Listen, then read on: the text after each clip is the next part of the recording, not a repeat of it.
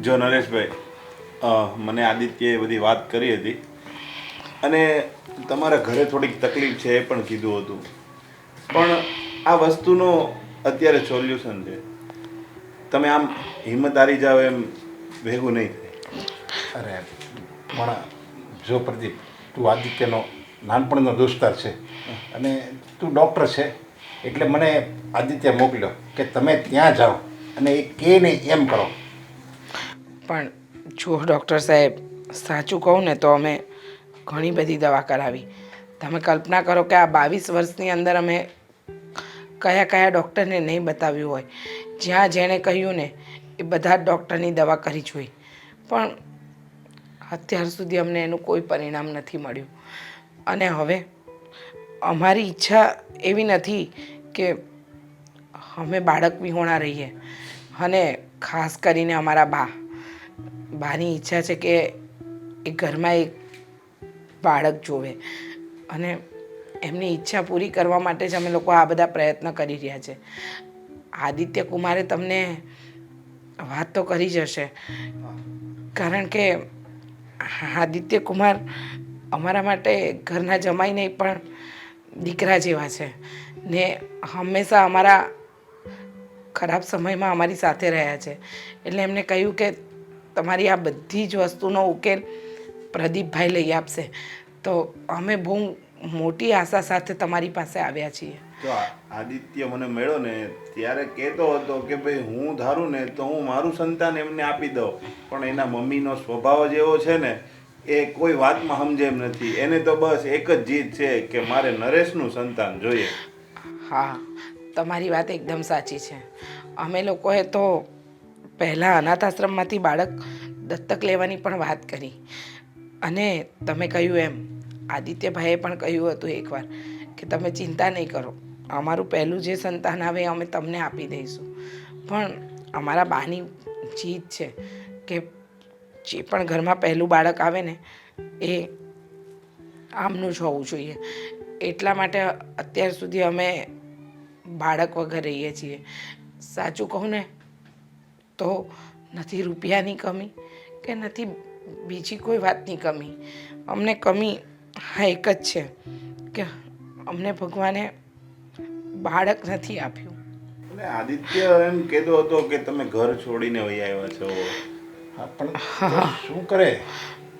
અરે જો હું શું કહું છું ખબર, મારો એક મિત્ર છે અને આદિત્ય યારે મેં વાત કરી કે મેં કીધું થોડો ઘણો ખર્ચો થશે, પણ અત્યારે આ સમયમાં એનો રસ્તો છે. એના માટે થોડું ઘણું બેનને આરામ કરવો પડે છે, બીજું કાંઈ એમાં જાજુ છે નહીં. અત્યારે લોકો ટેસ્ટ ટ્યુબ 2 વીક કરાવે છે અને જોવો છો નજર સામે 40-40, 50-50 વર્ષની ઉંમરે સંતાન પ્રાપ્તિ થાય છે. હા, એટલે હું તમને એડ્રેસ લખી દઉં છું, ત્યાં તમે જાજો અને ત્યાં રિપોર્ટને એવું કરાવી લેશે. અત્યારે 7-8-10 હજારનો ખર્ચો થશે, અને જો આપણું એ કામ સફળ થાય એવું હશે ને તો પછી એનું રિઝલ્ટ એ સારું આવશે અને આપણે જે આશા છે એ આશા પણ પૂરી થશે. જુઓ પ્રદીપભાઈ, અમારા બાના મેણા ટોણાના લીધે જ તો મેં ઘર છોડ્યું અને અત્યારે મારા પિયરમાં રહું છું. પણ આમણે ક્યારેય મારો સાથ નથી છોડ્યો, હંમેશા મારી સાથે રહ્યા છે અને મને સપોર્ટ જ કર્યો છે. તો અમારા બંનેની ખુશી અને બાની ખુશી હવે તમારા હાથમાં છે. જો હું કહું ને તો બને ત્યાં સુધી અંધશ્રદ્ધાથી દૂર રહેવાનું, અને જ્યાં સુધી ડૉક્ટર આ સમયમાં ડૉક્ટર જ ભગવાન છે.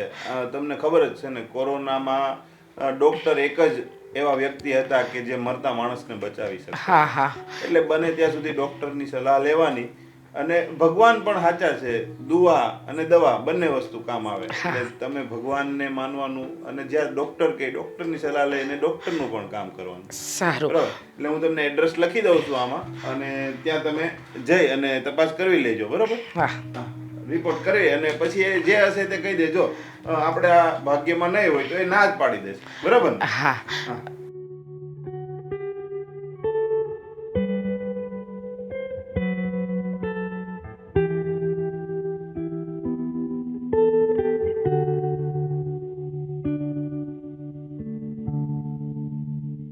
ભાભી, હું તમારી માફી માંગવા અને આદિત્યને ખાસ કામ હતું ને એટલે અમે લોકો અહીં આવ્યા છીએ. ભાભી, મેં તમને બહુ હેરાન કર્યા છે. મને મારી ભૂલ આદિત્યએ સમજાવી કે બા તમને બોલતા હતા ને તો મારે એમને રોકવા જોઈએ, સાથે મળીને મેણા ન મારવા જોઈએ. મીરાબેન, આમાં તમારું શું વાંક? જે નસીબમાં લખ્યું હોય એ કોઈ પણ સંભળાવે, પછી એ તમે હોય કે બા. હવે બાને હું આ ઘરમાં ગમતી જ નહોતી, એટલે જ તો હું આ ઘર છોડીને મારા પિયર જતી રહી હતી કે બા પોતાનો જીવ ઓછો બાળે અને હું પણ ત્યાં શાંતિથી રહી શકું. સાચી વાત છે તમારી. અને તમે સારું વિચાર્યું હતું, પણ એમાં તમે ખુશ હતા? જરાય નહીં. કારણ કે તમે લગ્ન કરીને આ ઘરમાં આવ્યા એટલે આ ઘર જ તમારું છે અને આ પરિવાર જ તમારું છે. આના સિવાય બીજું કોણ છે? તમને ખબર છે મોટા ભાઈની હાલત શું હતી? અરે તમારા જ વિચારો કરતા હતા, ચિંતામાં બેસી રહેતા હતા. અને તમે ઘર છોડીને ગયા તો એમને જરાય નહોતું ગમ્યું. પણ હવે ચિંતા કરવા જેવી વાત જ નથી. હવે જે બાની ઈચ્છા હતી ને કે મારા નરેશનું બાળક આવવું જોઈએ આ ઘરમાં, એ રમતું હોય તો એ બધી ઈચ્છા પૂરી થાય. કારણ કે આજે અમે ડૉક્ટર પાસે જઈને આવ્યા છીએ અને એણે કીધું છે કે ટેસ્ટ ટ્યુબ બેબી કરાવો ને તો એમાં 100% રિઝલ્ટ આવે જ છે. અરે વાહ, હા તો બહુ ખુશીની વાત કહેવાય. સાંભળ્યું બા? હા જુઓ, હા જલ્દી સારા દિવસો આવવાના છે અને હવે તમારે ભાભીને કઈ નહીં કહેવું પડે. ઠીક છે, હવે આ સારા સમાચાર આવ્યા એનાથી તો ખુશી થશે જ મને. પણ સાચું કહું ને, તારા ગયા પછી મને અહીંયા જે એકલું એકલું લાગ્યું ને ત્યારે મને સમજાઈ ગયું કે ઘરમાં બાળક હોય કે ન હોય પણ પરિવાર તો હોવો જ જોઈએ. અને હું પરિવારના સભ્ય હાજર હોવા છતાં, મારી સાથે હોવા છતાં એની ખુશી મનાવવાને બદલે જે છે નહીં, જે નસીબમાં નથી, એને માટે થઈને હું તો દુઃખી થતી જ હતી. પણ સાથે સાથે ઘરના લોકોની ખુશી પણ મેં છીની લીધેલી. અને હું પણ બધાની વચ્ચે આદિની માફી માંગુ છું. આદિ, આઈ એમ સોરી. મેં આદિત્યને બહુ જ હેરાન કર્યા છે. નાની નાની વાતને લઈને ઝઘડો કરવાનો, અને એમણે મને એક ફોન ન લઈ આપ્યો ને એમાં તું તમારા ઘરે સામે આવીને બેઠી હતી. અને સાચું કહું ને તો આજે મને પણ ભાન થઈ ગયું છે કે વસ્તુ કરતાં વધારે મહત્વનું વ્યક્તિ હોવું જોઈએ. વસ્તુનું શું છે, એ તો નબળી હોય તો પણ ચાલે ને સારી હોય તો પણ ચાલે. મશીન તો આખરે મશીન કહેવાય ને. પણ માણસ લાગણીઓથી ભરેલો છે, સપનાઓથી ભરેલો છે. એની આશા હોય, એના સપના હોય. અને હું એ ભૂલી ગઈ હતી કે આદિત્ય મારા પતિ છે. મારે એમને સમજીને એમનો સાથ દેવો જોઈએ, ન કે નાની નાની વસ્તુઓ માટે ઝઘડા કરવા જોઈએ. આદિ, તમારો ફોન હું તમને પાછો આપી દઈશ અને મારે નવો ફોન પણ નથી જોતો. પ્લીઝ મને માફ કરી દો. તો સારું કહેવાય ને કે તને તારી ભૂલ સમજાઈ ગઈ. અને હું પણ માફી માંગુ છું મારાથી ગુસ્સામાં કઈ કહેવાય ગયું હોય. હા આદિકુમાર, સાચું કહું ને તો મીરાબેન બહુ લકી છે કે જેને તમારા જેવો હસબન્ડ મળ્યો. અને તમે પણ એટલા જ લકી છો કે મીરાબેન જેવા તમને વાઈફ મળ્યા. એટલે નાની નાની વાતમાં ઝઘડો કર્યા કરે. મીઠો ઝઘડો. પણ સાચું કહું, હું આજે આ ઘરમાં પાછી આવીને મીરાબેન, એનું સૌથી મોટું કારણ કોણ છે? કોણ? આદિકુમાર. કેવી રીતે? જો એમને તમારા ભાઈને મોકલ્યા ન હોત અને અમે ડૉક્ટર પાસે ના જાત તો આજે આ ઘરમાં આવવું ને એ મારા માટે અશક્ય હતું. એમને બહુ પ્રોત્સાહન આપ્યું. એમને કહ્યું કે હજુ હાર નથી માનવાની, તમારે આ ઘરને તમારી જરૂર છે ભાભી.